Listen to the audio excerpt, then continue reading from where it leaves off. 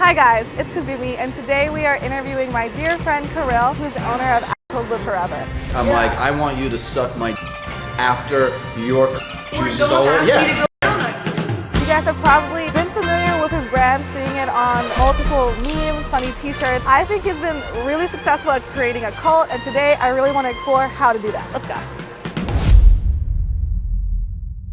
I'm really glad to get some time with you because I honestly think you are a genius. I think you are the Albert Einstein of social media marketing.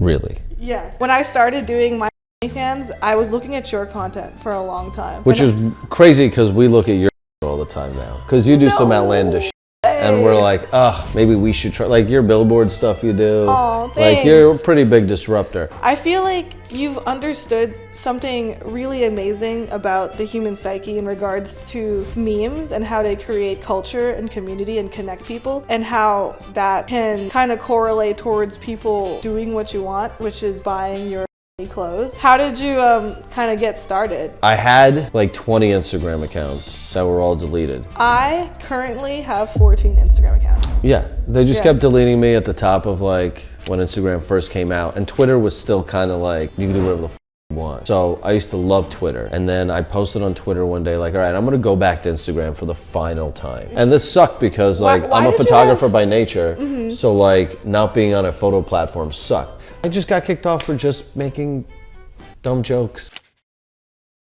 I was like, I need names, because I did every name I could already, and someone's like, you're the whisperer, and I was like, oh, that's kind of a silly ring to it. You are the whisperer. And I just made that the Instagram, and that's the one that blew up. And that's the one they let me get away with murder for years. I also had a lot of in my Instagram. Like, I got deleted for a reason. Dude, my Instagram used to be crazy, like milk on holes, like they let me get away with murder. Why did you want to showcase that? Like, did you? That was just what. So were you selling something at the time, or did you just? No, really this is my life. I just threw crazy parties. I got kicked off Snapchat, got kicked off Twitter eventually. So I was just left on Instagram, like showing what I do for a living. Like, here's a party I'm going to, and I flew very close to the sun, and then I got deleted. So I see you throw those parties all the time, and you know, I relate to you because I used to throw parties every Friday for a really long time, and now it's transitioned into just kind of like friendly parties. Do you ever feel like it gets repetitive or tiring to bring that sort of energy that people expect all the time from people like us? I do enjoy drinking. I do enjoy partying, and I'm assuming there's different intentions at your party than at mine. I don't know what pleasure you derive out of your parties. The pleasure I get out of mine is I like meeting weirdos. Mine is community now. Mine is just like, oh, cool, in this town I threw a party, half the club is wearing the merch. It's very hard for anyone who owns a brand to actually see their consumer. So it was like, especially because we live on the internet. So it's really interesting to go to these places and be like, damn, there's a shirt, there's a shirt, there's a hat. You're like, yo, and I'm in this shitty town in the middle of Canada, and we have a presence this strong, like it's working, it's fun. It becomes like a meet and greet. And then all these weirdos that would buy our dumb merch aren't like normal people. So they have crazy stories. No, I always say like people are the best books. Well, what is behind Assholes Live Forever? Like, why is that like your message, or like where did that come from? Everything I do comes from a marketing standpoint. Then I feel like the artistry comes in, if there is any art in what we do, but I think the art is always preceded by marketing. So like when I was trying to come up with merch, because I had like 2 million followers on Instagram, and I was like, oh, everyone's monetizing their IG, let me start doing merch. If I just did Kirill Was Here merch, I would only be talking to people that know who I am and have to really be my fan. But if I can come up with a brand name that speaks to an audience way bigger than mine, so that a 60-year-old woman can come up to me and be like, oh, my husband is that. And then like a 12-year-old kid be like, yeah. Like I tried to come up with the lowest common denominator of a name that appeals to anyone. So that way you don't need to know me to get the message, to understand the brand, to understand, you know, the joke. No, I totally understand it, because I've seen your shirts everywhere. Like I'll see it on Reddit, I'll see it on Instagram, I'll see it on Snapchat. Even if you get deleted, your legacy lives on, and I find that so much strength because I'm someone who gets deleted all the time. And connecting Kazumi to Kazumi's World and my own personal brand, and learning how to transition that into something like, why can't change the world. Right. Like, makes it no longer just about me and more so about a cultural movement that is relatable and It's not yours anymore. profitable, you know? Yeah, it's literally not even yours. At this point, this brand is so, it's my baby, but like, dude, there's like a million t-shirts out there, right? It's like a religion at this point. It is a religion, And it's a it's cult. like, the merch is kind of like the Trump hat because It represents something. It's a community. well, it gives a person an identity that they never had. And I say the same thing, like, you know, like we create dumb art. So there's a really cool documentary you should watch. It's called Supermensch. It's this dude who kind of created the idea of making people famous in LA. I'm gonna misquote it, but he says you can make a cultural impact through three things: and outrage. Essentially, that's what we do here, right? Minus Yeah.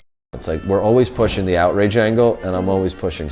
Do you ever regret your decision? You know, I don't, because I only fail forward. You know, I think the fact that I failing can upwards. do things that the rest of the world tells me I should hate about myself and still make not only a profit, but also keep standing and keep being proud of the person I am and the way I'm letting other people be brave enough to be themselves is something that is really important to me.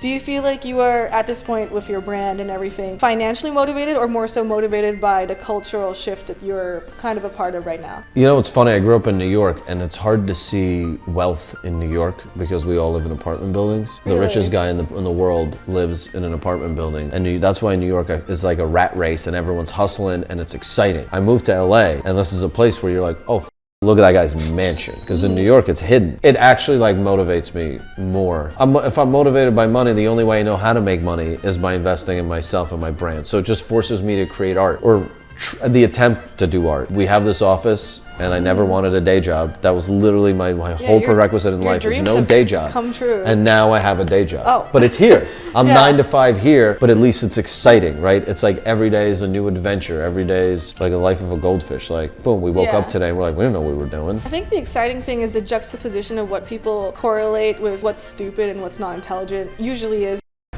outrage, usually is violence, and then here you are creating what a lot of people would say a successful life, doing all those things despite what other people think. What would you say to people who, you know, kind of struggle taking that leap into kind of like creating a path that's like unpaved? Because obviously there is no handbook for Live Forever or Kirill is here. There was a lot of trials and tribulations to create what a lot of people might think is an easy life, but in reality don't really see the input and thought process that comes behind what seems like second nature to us. But I think it seems like second nature to us because you do the work, right? It's like a piano player. After it looks easy, but have you ever sat at a piano? It's like, oh wow. But they make it second nature by the time they're great. There's so much work that goes into it. Like my favorite quote, I'm a big quote person. I'm such for quotes, is like they say success is like being pregnant. Nobody knows how many times you got to get there.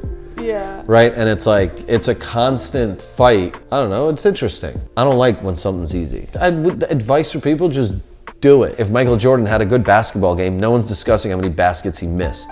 They're like, he scored 96 and whatever, right? Yeah. So it's like, I miss every day. I miss 10 times a day. It is like, you know, like outrage culture, you know, everyone complains about being censored, but there is this dance that like, if everything was allowed, my brand wouldn't be shocking, right? So I do need pushback. Your brand works too, because if you could do whatever you wanted, that means everyone can do whatever they wanted. Yeah. So you're playing the defense smarter. So it's kind of like being censored constantly is almost like they're just filtering out the weak. All that's necessary. The pushback is necessary because without it, we wouldn't be controversial. We would just They be. can't do.